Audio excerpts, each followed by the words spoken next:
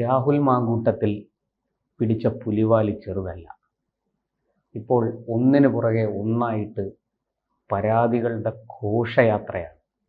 കോൺഗ്രസ് നേതൃത്വം, പ്രത്യേകിച്ചും KPCC നേതൃത്വം വെട്ടിലായിരിക്കുകയാണ്.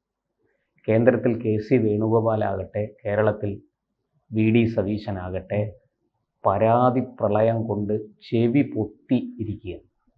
ഈ സാഹചര്യത്തിലാണ് ഷാഫി പറമ്പിൽ, നമ്മുടെ രാഹുൽ മാങ്കൂട്ടത്തിൻ്റെ ഗോഡ് ഫാദറായ ഷാഫി പറമ്പിൽ ഇവിടുന്ന് മുങ്ങിയത്.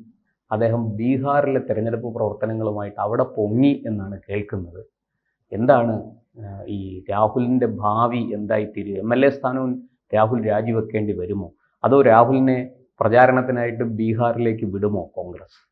ഷാഫി പറമ്പിൽ ഇപ്പോൾ ബീഹാറിൽ നിന്നും വടകരയിൽ പൊങ്ങിയിട്ടുണ്ട്. അദ്ദേഹത്തിനെതിരെ വലിയ പ്രതിഷേധങ്ങൾ അരങ്ങേറുകയാണ്. നമുക്കറിയാം, കോൺഗ്രസിന് ഈ അഴിമതി കേസും ഇത്തരം പീഡന കേസൊന്നും പുത്തരിയല്ല. അത് നാം കണ്ടതാണല്ലോ. 2011 മുതൽ 16 വരെ ഉമ്മൻചാണ്ടി സർക്കാരിന്റെ കാലത്ത് നിരന്തരം ഇത്തരം ആരോപണങ്ങൾ ഉണ്ടായിരുന്നു. ഒരു മന്ത്രിസഭയിൽ ആരാണ് ഇതിൽ പെടാത്തത് എന്ന സർവേ നടത്തുന്നതായിരുന്നു എളുപ്പം. അതെ, കാരണം മുഴുവൻ പേരും വെട്ടിട്ടുണ്ട്. ഇപ്പോൾ നമുക്കറിയാം, ഒരു മന്ത്രിസഭ എടുക്കുമ്പോൾ ഇത്തരം കേസുകളുള്ളത് 1-2 പേർക്കായിരിക്കും.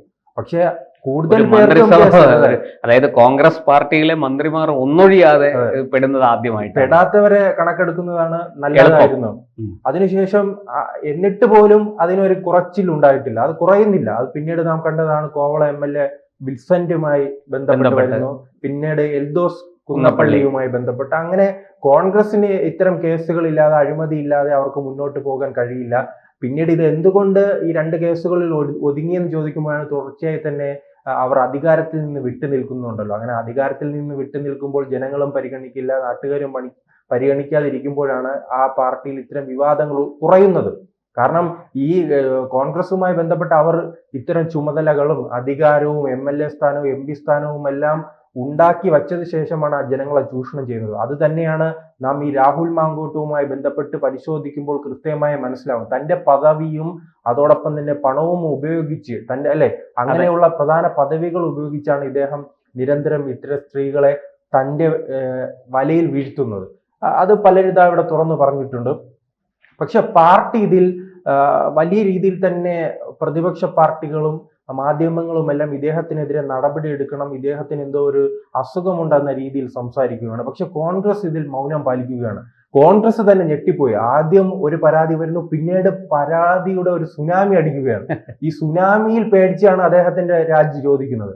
അല്ലാതെ ഇപ്പോൾ 1-2 ആണെങ്കിൽ അത് ചർച്ചയാകില്ല. കാരണം ഏത് നേതാക്കൾ തന്നെ വിചാരിക്കും, പിണറായി സർക്കാരിന്റെ കാലം ഈ ഉമ്മൻചാണ്ടി സർക്കാരെ കാലമായി താരതമ്യം ചെയ്ത് നോക്കുമ്പോൾ ഇപ്പോൾ വളരെ കുറവാണ്, ഞങ്ങളുടെ പാർട്ടി കുറച്ചും കൂടെ മെച്ചപ്പെട്ടിട്ടുണ്ടെന്ന ചിന്തയിൽ ഇരിക്കുമായിരുന്നു. പക്ഷെ ഒരു സുനാമി പോലെ ഓരോ ചാനലുകളും ഓരോ കാര്യങ്ങൾ ബ്രേക്ക് ചെയ്യുകയാണ്. അതിനുള്ള വഴികൾ ഇദ്ദേഹം ഒരുക്കി വെച്ചിട്ടുണ്ടല്ലോ. അത്രത്തോളം പേരിലേക്ക് ഇദ്ദേഹത്തിന് എത്താൻ കഴിഞ്ഞിട്ടുണ്ട്. അതാണ് എല്ലാവരും അത്ഭുതപ്പെടുത്തുന്നത്. ഇദ്ദേഹത്തിന് 1-ൽ കൂടുതൽ ഫോൺ ഉണ്ടോ, അതോ ഇനി ഇദ്ദേഹത്തിന് PM-മാരും വച്ചിട്ടുണ്ടോ ഇക്കാര്യങ്ങളിൽ മെസ്സേജ് അയക്കാൻ? ഒരു മനുഷ്യന് ഒരേ സമയം ഒരാൾക്കല്ലേ മെസ്സേജ് അയക്കാൻ പറ്റൂ. ഇദ്ദേഹം ഈ കുറഞ്ഞ വർഷത്തിനിടയിൽ ഇത്രയും പേരെ കവർ ചെയ്യണമെങ്കിൽ ഇതിലെന്തോ ഒരു കൃത്യമായി തന്നെ അന്വേഷണം നടത്തേണ്ടിയിരിക്കുന്നു. ഇദ്ദേഹത്തിന് 1-ൽ കൂടുതൽ മൊബൈൽ ഫോൺ ഉണ്ടോ, സിം ഉണ്ടോ എന്ന രീതിയിൽ അന്വേഷണം ഇനി വരേണ്ടിയിരിക്കുന്നു. പക്ഷെ ഇതിനുശേഷം ഇദ്ദേഹം വാർത്താ സമ്മേളനം നടത്തുകയാണ്. മാധ്യമങ്ങളെ കാണുമ്പോൾ അദ്ദേഹത്തിന്റെ അഹങ്കാരം കാണണം. കാരണം ഇദ്ദേഹം ഒരു വേട്ടക്കാരനാണ്. ഈ വേട്ടക്കാരനെതിരെ ഇരകൾ പുറത്തു വരില്ല, തുറന്നു പറയില്ല എന്നൊരു ധൈര്യം അയാളുടെ മനസ്സിൽ ഇപ്പോഴും ഉണ്ട്. ആ മുഖത്ത് ഇപ്പോഴും നമുക്ക് നോക്കിയാൽ കാണാൻ കഴിയും ആത്മവിശ്വാസമുണ്ട്. ആരാണ് പരാതി കൊടുത്തത്? ഇദ്ദേഹം പറയുകയാണ്. ഇദ്ദേഹത്തെ പിന്തുണയ്ക്കുന്നവരും പറയുകയാണ്, ഇത് നമുക്ക് അല്ലാത്ത രീതിയിൽ ഉണ്ടാക്കാമല്ലോ. ഇത് പറയുന്നതിൽ എന്താണ് ഇപ്പോൾ AI-യുടെ കാലമാണ്, അത്തരത്തിലുള്ള ബൈറ്റുകളെല്ലാം ഉണ്ടാക്കാമോ എന്ന്. പക്ഷെ എല്ലാ സ്ത്രീകളും തുറന്നു പറയുകയാണ്. അവർ പരാതി നൽകാത്തത് ചിലപ്പോൾ ഭീഷണി കൊണ്ടായിരിക്കും. ഇപ്പോൾ പരാതി പറഞ്ഞവർ തന്നെ ഇപ്പോൾ അവസാന ഘട്ടത്തിൽ പറയുകയാണ്, വലിയ രീതിയിലുള്ള സൈബർ ആക്രമണമാണ് ഉണ്ടാകുന്നത്. ഈ സൈബർ ആക്രമണം ഉണ്ടാകുന്നത് ഇരകൾക്ക് മാത്രമല്ല, ഇദ്ദേഹത്തെ എതിർക്കുന്ന അബിൻ വർക്കി അടക്കമുള്ള യൂത്ത് കോൺഗ്രസിന്റെ മുഴുവൻ നേതാക്കളെയും വേട്ടയാടുകയാണ്. അതൊരു അധോലോക സംഘമായി മാറിയിട്ടുണ്ട്. എനിക്ക് തോന്നുന്നു ചിലപ്പോൾ ഇതിന്റെ ക്യാപ്റ്റൻ ഇപ്പോഴാണ് ക്യാപ്റ്റനായി അദ്ദേഹം മാറിയിരിക്കുന്നത്. ആരെന്നോ? സതീശൻ. VD സതീശൻ അധോലോക സംഘത്തിന്റെ ക്യാപ്റ്റനാണ്. ആ അധോലോക സംഘത്തിലെ അണികളാണ് ഈ രാഹുൽ മാങ്കൂട്ടവും അതോടൊപ്പം തന്നെ ഷാഫി പറമ്പിൽ ഇന്ന് വടകരയിലെത്തി ഇദ്ദേഹത്തിന് അനുകൂലമായി സംസാരിക്കുകയാണ്. ഇത്രയും കേസുകൾ ഉണ്ടായിട്ട് എന്തുകൊണ്ട് അനുകൂലമായി സംസാരിക്കുന്നു? എന്തായാലും ഇതിൽ ഏറ്റവും കൂടുതൽ ദുരിതം അനുഭവിക്കുന്ന പാലക്കാട്ടെ ജനങ്ങളാണ്. അവർ വലിയ രീതിയിൽ പ്രതിസന്ധി ആയിട്ടുണ്ട്. കോൺഗ്രസ് എന്ന തലവേദന അവർക്ക് വലിയ രീതിയിൽ വേട്ടയാടുകയാണ്. കാരണം അവരെയും കുറ്റം പറഞ്ഞിട്ട് കാര്യമില്ല. ഈ SDP അടക്കമുള്ള സംഘടനകളുടെ ഫലമായാണ് 2021 ജനങ്ങൾ അന്നേ തീരുമാനിച്ചതാണ് ഷാഫി പറമ്പിനെ പരാജയപ്പെടുത്തണമെന്ന് വിചാരിച്ചപ്പോൾ ചില മണ്ഡലങ്ങളിലെ ചില പഞ്ചായത്തുകളിലെ പിന്നെ പ്രത്യേകിച്ച് ഇടതുപക്ഷം അവിടെ വോട്ട് മറിച്ചതായിട്ട് പറയുന്നുണ്ട് BJPയെ തോൽപ്പിച്ചു. പക്ഷെ ആ 2021 ഇവർ തെറ്റിതിരുത്തിയിരുന്നെങ്കിൽ ഈ പ്രശ്നങ്ങളൊന്നും വരില്ലായിരുന്നു. അന്ന് ഇതിലേക്കുള്ള വലിയ തെറ്റ് ചെയ്തതിന്റെ ഫലമായി പാലക്കാട്ടിലെ ജനങ്ങൾക്ക്, ഇവർ തൃശ്ശൂരിനെ കുറിച്ചാണ് പറയുന്നത്, തൃശ്ശൂരിലെ ജനങ്ങൾക്ക് തെറ്റുപറ്റിയെന്ന്. ഇപ്പോൾ ജനങ്ങൾ കൃത്യമായി തന്നെ മനസ്സിലാക്കുന്നുണ്ട് ആർക്കാണ് തെറ്റുപറ്റിയെന്ന്. പാലക്കാട്ടിലെ ജനങ്ങൾക്ക് തെറ്റുപറ്റിയിരിക്കുന്നു. മെട്രോമേനെ പരാജയപ്പെടുത്തി ഷാഫി പറമ്പിൽ അവിടെ കൊണ്ടുവരുന്നു. അദ്ദേഹം അവിടെ 5 വർഷം പൂർത്തിയാക്കിയില്ല. അദ്ദേഹം ഉടനെ വണ്ടി കയറുകയാണ് വടകരയിലേക്ക് വണ്ടി കയറിയപ്പോൾ തന്റെ വലങ്കൈയായ ഈ പെണ്ണുപിടിയനായ ഇത്തരം കേസുകളിൽ പ്രതിയാകാൻ പോകുന്ന പരാതികൾ എത്ര നാൾ അവർക്ക് ഒളിച്ചു വയ്ക്കാൻ കഴിയും? കൂടുതൽ പരാതികൾ വരുമ്പോൾ പോലീസ് തന്നെ കൃത്യമായി രംഗത്ത് വരേണ്ടി വരും. അങ്ങനെ രംഗത്ത് വരുമ്പോൾ ആ പ്രതിയെ ജനങ്ങൾ ചുമക്കേണ്ട അവസ്ഥയിലേക്ക് വരികയാണ്. കോൺഗ്രസിനുള്ളിൽ ഇപ്പോൾ അത് കലാപമായി മാറിയിട്ടുണ്ട്.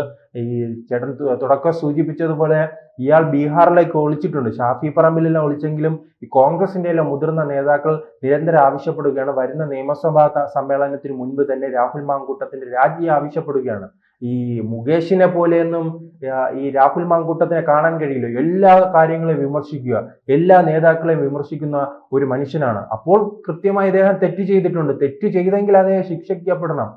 നമുക്കറിയാം ഈ എന്തെല്ലാം പറഞ്ഞാലും ഈ പൊതിച്ചോറുമായി ബന്ധപ്പെട്ട് ഇദ്ദേഹം വലിയ രീതിയിൽ ആക്ഷേപം ഉന്നയിക്കുന്നു.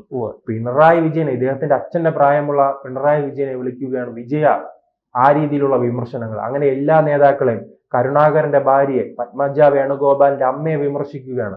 ഇദ്ദേഹത്തിന്റെ വിമർശനം ഏറ്റുവാങ്ങാത്ത ആരുണ്ട് കേരളത്തിൽ? ആ രീതിയിലുള്ള ഒരു വിമർശനമാണോ അതോ അതിരൂക്ഷമായ ഭർസനമാണോ?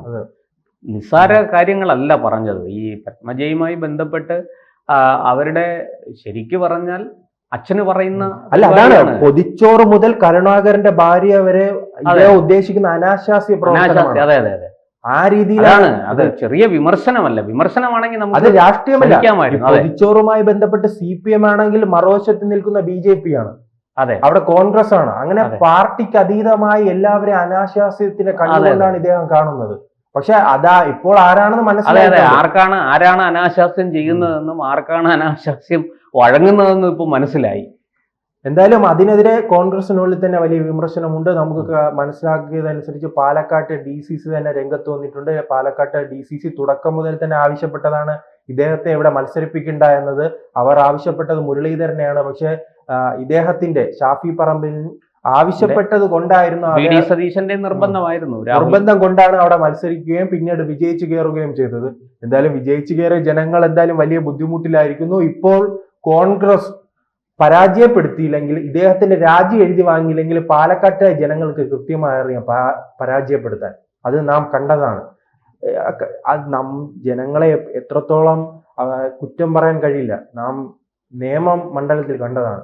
ശിവൻകുട്ടിയുടെ വിളയാട്ടമായിരുന്നു നിയമസഭയിൽ കണ്ടത്, അല്ലെ? താണ്ഡവ നൃത്തമായിരുന്നു 2016 കണ്ടത്. അത് ജനങ്ങൾ തിരിച്ചടിച്ചില്ലേ? അദ്ദേഹത്തെ ദയനീയമായി പരാജയപ്പെടുത്തി അവിടെ BJP കൊണ്ടുവരുന്ന ഒരു കാഴ്ച ഉണ്ടായിരുന്നു. അത് തന്നെയായിരുന്നു നാം പ്രതാപനിൽ കണ്ടത്. പ്രതാപൻ വൻ മോദിയെ വെല്ലുവിളിക്കുന്നു, ഡൽഹിയിൽ കാണിക്കുന്നു, ഹമാസിനെ പിന്തുണയ്ക്കുന്നു. അങ്ങനെയാണെങ്കിൽ അന്ന് ജനങ്ങളുടെ കയ്യിൽ കിട്ടാനുള്ളത് പ്രതാപനായിരുന്നു. ആ വൈരാഗ്യം തീർത്തത് അന്ന് പ്രതാപൻ അറിയാം. അദ്ദേഹം മത്സരിച്ചിരുന്നെങ്കിൽ അദ്ദേഹം ദയനീയമായി പരാജയപ്പെടുന്നു. പിന്നെ ഒരു മണ്ഡലമായിരുന്നു ഇദ്ദേഹത്തിന്റെ ചേട്ടനായി ഇപ്പോൾ അവതരിപ്പിക്കുന്ന ഒരു നേതാവുണ്ട്, VT ബലറാം. ഈ VT ബലറാമിന് ഈ ചൊറി ഉണ്ടായിരുന്നു. AKG അപമാനിച്ചിരിക്കുന്ന ഒരു അവസ്ഥയിലേക്ക് പോയി. അദ്ദേഹത്തെ ജനങ്ങൾ പരാജയപ്പെട്ടു. പിന്നെ ഒരു നേതാവിനെ കണ്ടതാണ് ഈ ജയരാജനും ഇത്തരം പിപ്പിടി വിദ്യയെല്ലാം ഉണ്ട്. അദ്ദേഹത്തെ അങ്ങനെ ജനങ്ങൾക്ക് കൃത്യമായി വിലയിരുത്തുന്നു. അതെ, ആരെ ജയിപ്പിക്കണം, ആരെ തോൽപ്പിക്കണം, ആരെ ശിക്ഷിക്കണമെന്ന് ജനങ്ങൾ ശിക്ഷിക്കാൻ തീരുമാനിച്ചാൽ അത് ഏറ്റുവാങ്ങാൻ തയ്യാറാകുക. കോൺഗ്രസ് എത്രയും വേഗം ഇദ്ദേഹത്തെ ഇവിടെ നിന്നും രാജി എഴുതി വാങ്ങില്ലെങ്കിൽ ഒരു കാലത്തും ഇനി കോൺഗ്രസ് ആ മണ്ഡലത്തിൽ പാലക്കാട് ജയിക്കാൻ പോകുന്നില്ല. അത് ഉറപ്പാണ്. അവർ തീരുമാനിച്ചു കഴിഞ്ഞിട്ടുണ്ട് എന്തായാലും. അല്ലെങ്കിൽ പറഞ്ഞതുപോലെ തന്നെ രാഹുൽ ഗാന്ധിയുടെ എന്തെങ്കിലും PA ആയിട്ട് വിടുക, അതാണ് ഇദ്ദേഹത്തിന് പറ്റിയത്. അവിടെ ആകുമ്പോഴേക്കും അദ്ദേഹത്തെ കുറിച്ചും പല വിമർശനങ്ങളും ഉണ്ടല്ലോ. വിദേശ യാത്രകളെ കുറിച്ച് പല ആക്ഷേപങ്ങളും നിലനിൽക്കുന്നു. മലയാളികൾക്ക് ശല്യമാകാതെ വിദേശ യാത്രയിലേക്ക് ഇദ്ദേഹത്തെ പറഞ്ഞുവിടണമെന്നാണ് എന്തായാലും ജനങ്ങളുടെ ആവശ്യം. കൂടുതൽ വാർത്തകളും വിശേഷങ്ങളും നിങ്ങളിലേക്ക് എത്താൻ ABC മലയാളം സബ്സ്ക്രൈബ് ചെയ്യുക, ബെൽ ബട്ടണും അമർത്തുക.